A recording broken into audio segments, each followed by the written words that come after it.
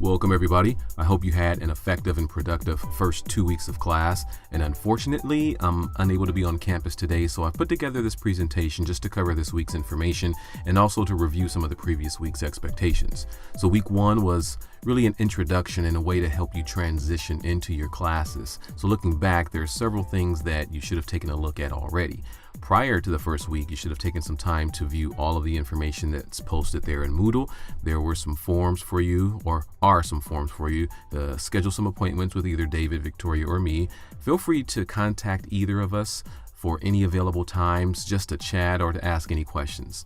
You should have also accessed and or downloaded all of the documentation, the syllabus, the cross-cultural spiritual formation project guidelines. And although this isn't due immediately, be sure you take some time, look at the expectations and start working on this. Get started early rather than waiting till later, because there'll be a lot of expectations and a lot of things due, not just in this class, but other classes. So we want to make sure that you're prepared for that. There's the Trombone Player 1 video. Hopefully you've watched that already. The Moodle tutorial, a PowerPoint presentation on transition for students, the discussion forum rubric, some information on grit, the growth mindset video. And then during week 1, we discussed the importance of the syllabus and time management. And some of you have already completed the effective online learning quiz. Be sure you check the due date for this and be sure that you also take this and complete it as soon as you possibly can. Now, all of the videos and documents that have been posted are there for a reason. They're important for you. Be sure you spend some time and read and review everything in its entirety. Don't neglect this information because it's there to be helpful for you. And although we didn't meet last week, there were still some expectations for you. There was a PowerPoint on Strength Quest, the themes, and this included all the 34 themes and a brief review of those. There's also the brief description of Strength's PDF document, which is kind of a same thing as the PowerPoint. It gives you a little bit of information about the Strength's themes. And don't forget to finish the Strength's Quest quiz. Make a note of the service day instructions as well, the details for those. Be sure that you are aware of the due dates for our collegium and when it's scheduled to participate in the service day. So this week, we continue to discuss the Strengths theme.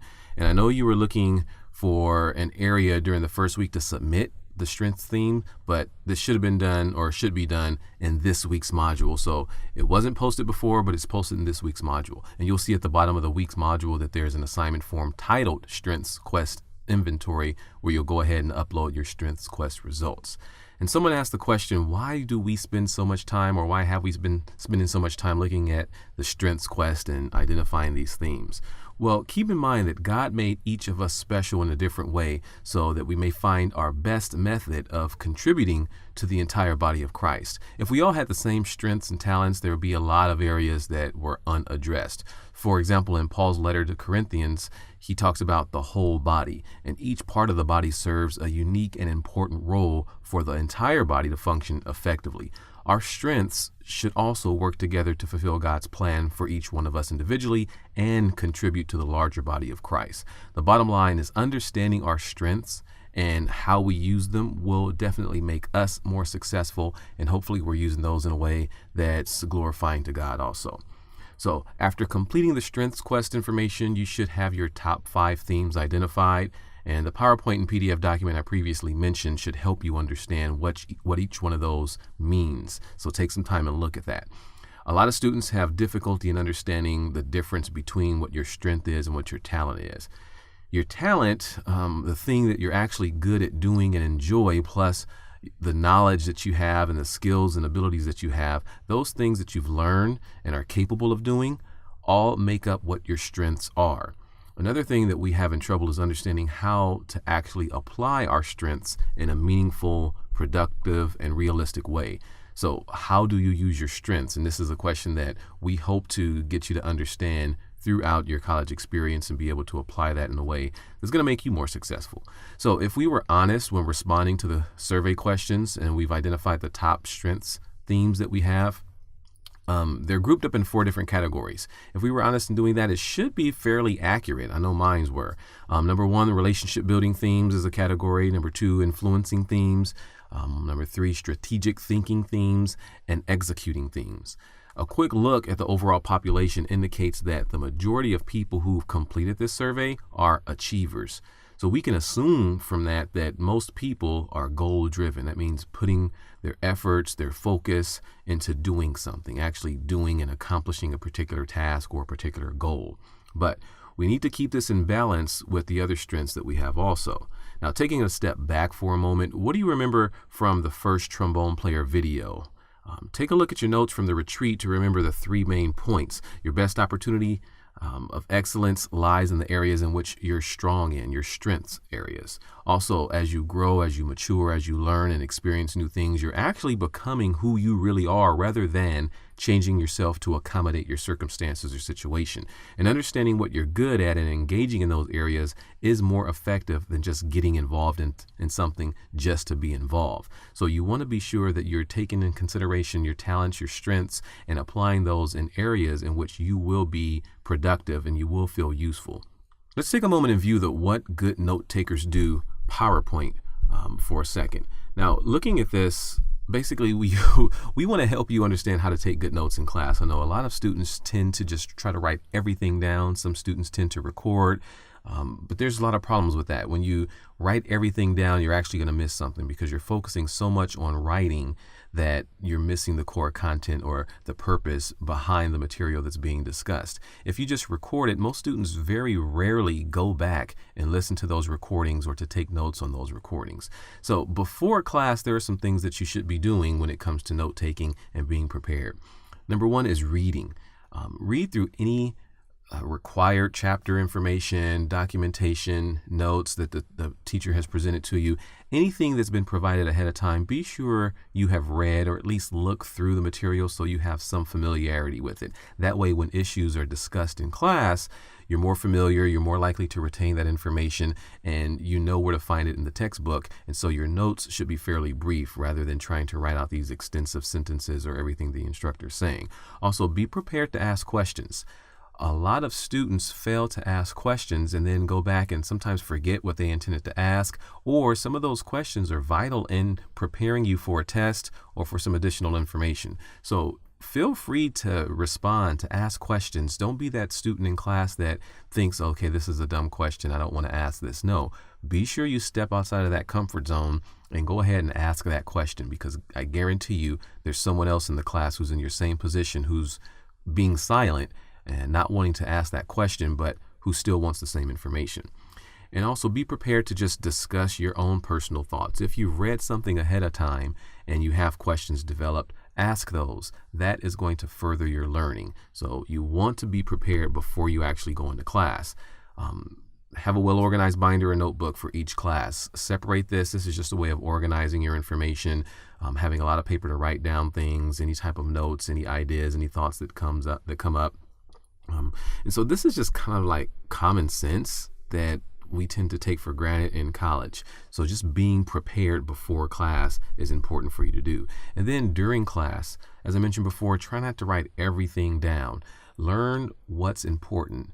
Many instructors, like myself included, use PowerPoints to kind of organize our own discussions in class. And what that is just a point. It's just a bullet point. It's just an idea that helps us to discuss and remember what we should be discussing and tying into a broader topic or more content.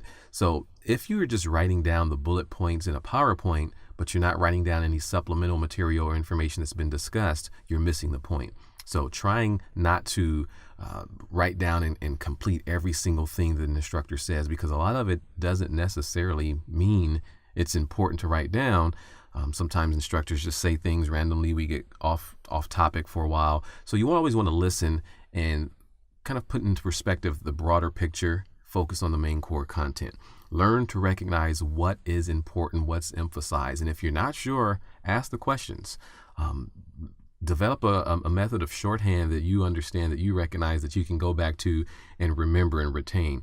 Oftentimes, looking back on your notes is extremely important, because sometimes the information is fresh into your mind. And if you're not looking back at your notes and you only look at your notes when it comes time to study for a test, you tend to forget something. So going back as soon as you possibly can, reviewing your notes, rewriting some things, adding some important content based on questions you've asked is extremely important, extremely helpful.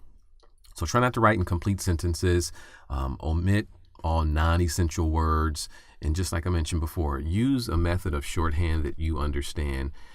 Listen, ask questions, and just write down the things that you think are important, the main core topics.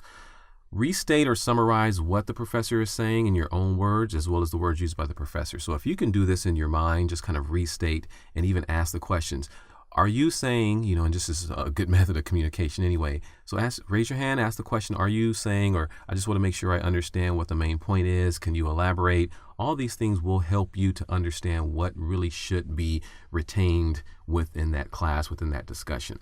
Because note-taking is about processing what you hear and trying to make sense out of it, which means it doesn't happen immediately. It doesn't happen simplistically. It's something that should be done on a regular basis and reviewed. Using symbols and abbreviations for common words and relationships. And once again, this is just a good method of shorthand note-taking, using the arrows, mathematical symbols. It's almost like text talk right now. We all speak in text language, and so trying to develop a method that we're going to relate to, that we're going to understand, that's going to help us to go back and review some of that information is going to be effective. So that way you're not spending your entire class time just writing.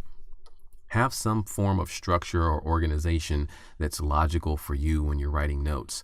Sometimes people use different color pens or pencils. Sometimes it's using the margins. Sometimes it's folding the paper over and doing like a Cornell Notes style. Bullets, headings, different lines, arrows, graphic charts, whatever it is that helps you understand. You know how you understand, how you retain information.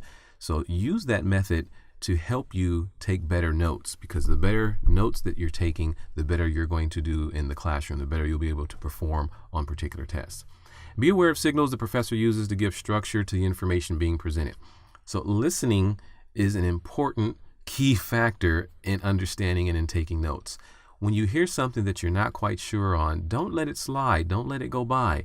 Listen up. Make sure you get clarification for those things, and listen for key words, key phrases, key clues. Sometimes instructors will emphasize certain things. Sometimes they'll have them in bold. If it's a PowerPoint, they'll write things down on the board. Use that as kind of this impetus or a transition to understanding the information a little bit more. So listen for the main topic, a change in the topic, all of those things that are going to help you understand what's important. And if you don't understand something, write as much as you possibly can and then mark little question marks. If you don't feel comfortable asking questions in class, set up some time to visit the instructor later on. Take your notes with you. Present it to the instructor and say, hey, I put a note by this, or I put a question mark by this. Could you explain this concept, or can you explain this content a little bit more? So asking that, having that communication, even asking a peer and then going back to the instructor just for confirmation is going to be helpful. Look it up in your book. Write down as much information as you possibly can from the textbook in your abbreviated shorthand way. That's going to help you understand that information as well. Now, anything that's written on the board oftentimes is an important sign that this is something that I want you to learn, I want you to know, I want you to remember, I want you to understand. So if the instructor puts something on the board, write it down. If it doesn't seem like it's important and you want to know how it is going to apply to any other learning, ask the question. Don't let it go by. You don't have to copy down every single thing from a PowerPoint. Like I said, some instructors will put paragraphs in their PowerPoints, and trying to write all that information down is not only going to be time consuming, you're going to forget and you're going to start struggling, you're going to get frustrated, and then you're going to go out of class not understanding, and that's just going to cause more and more anxiety and stress as it relates to the topic and the content. So just using a good strategy to take notes is important. If the professor provides an outline or some printed slides, be sure you write on those things also. Use all of that information to help you understand. And that's the bottom line. What is the instructor trying to say? What are you trying to learn from that? And how are you going to apply that information that you're learning? All of those things are important, in which make up what a good student is. Don't assume that you're going to remember everything that you need to remember. The lectures also will contain an excessive amount of information, as I mentioned before. Some of it's important, some of it's not. Some of it goes off in the left field. Be sure that you're listening for the connecting points, the topics, the headings, the discussions that are going to tie everything together that's going to make sense for you. If you have a lot of classes and you're trying to remember everything from those classes, but you don't have good notes, you're going to forget. and you don't want that to happen because that's just going to reflect negatively on you. So be sure that you understand what the instructor is trying to say and what you need to do, how to take notes. Bottom line is create a well-organized, understandable method of taking notes. And then after class, once again, review the notes. The key to this is to do so within 24 hours, because that way you still have a general idea on the information that was discussed. If you let more than 24 hours go by, chances are you're going to forget what questions you had. You're not going to be able to try to connect any particular points together, and you're going to have a difficult time making sense of what your notes are. So you want to make sure you go back, you review information, write down additional new information, highlight it, reorganize your notes, whatever you did in class, because that way it's going to help you prepare better for a test. So have a system. If we're including handouts, in the same place that you have all the other notes and information.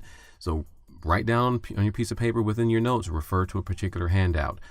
Use colors to coordinate different things. Whatever it is that works for you, and that's really the bottom line for this presentation, is just use what works for you to help you understand the content. But your instructors will not know that you don't understand something unless you ask a question. So make sure that you're taking good notes, you're writing down the important content, and you're asking questions that need to be asked. That's going to help you in the bottom line. Okay. So if you have any questions on what helps you take notes or good note-taking practices, stop by the ASC. They have people there that are willing to help you out, to sit you down, and to walk you through a variety of steps, methods, and techniques that's going to help you become better at note-taking in your classes. So now what I want you to do is to take a moment and view the trombone player number 2 video. Now, while watching this video, I want you to take notes. Consider some things, because this is going to be a discussion point later on. What was Marcus trying to communicate in this video? What were his primary points, and how did he reinforce those points? As you complete the course requirements, think about your Strengths Quest themes.